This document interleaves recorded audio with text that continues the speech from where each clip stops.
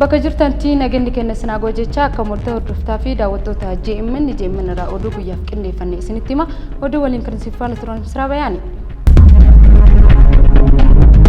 Gargaarsi nyaata addunyaa Itoophiyaa keessatti dhiyeessaa jiru waxabajjii keessa addaan akka kutu ibseera.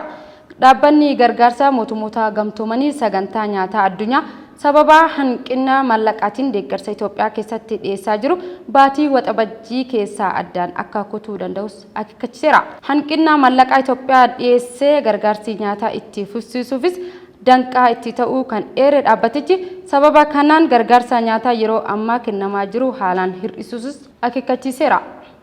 Ji'a darbee hojiiwwan Itoophiyaa keessatti raawwate ilaalchisee ibsa baaseen deeggarsa maallaqaa dhaabuun hanga gargaarsa nyaataa fayyadamtoota raabsaa ture sadarkaa fayyadamaa tokko argachuu qabu irraa dhibbantaa 65 qofa akka ta'es akeekeera. Gurraandhala keessa ammoo hanga gargaarsa fayyadamtootaaf raabsaa sadarkaa ta'uu qabu irraa kan gad bu'e ta'us dhibbantaa 80 akka tures akeekeera.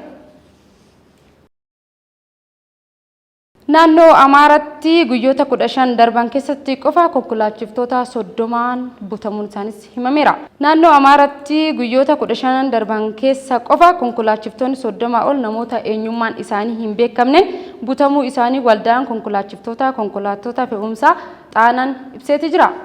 Hoogganaan walda'ichaa sodaa nageenyaa isaatiif jecha maqaan isaa akka hin dhahamne gaafate butamuu konkolaachiftotaan bara 2009 irraa akka lakkoofsa Itoophiyaatti eegaleen akka jiru eeruudhaan amma garuu sababa haala nageenyaa naannicha keessa jiruun hammaataa dhufuu isaas himeera.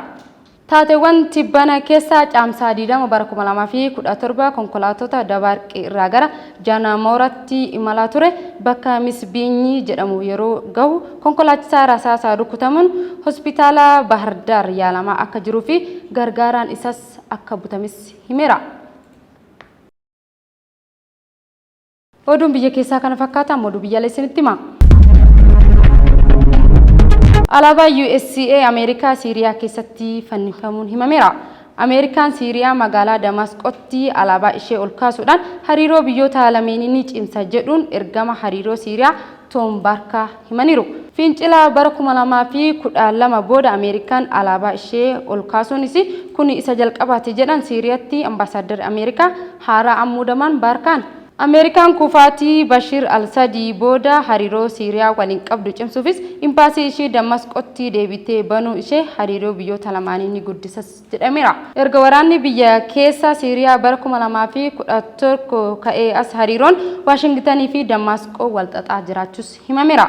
Pirezidaantiin Ameerikaa Doonaald Tiraamp daawwannaa Saudi Arabiyaatti taasisanii hoogganaa yeroo Siiriyaa Ahmad al-Sharaa waliin wal arguudhaan qoqqobbii Siiriyaa irraa kaasuun isaanis ni yaadatama.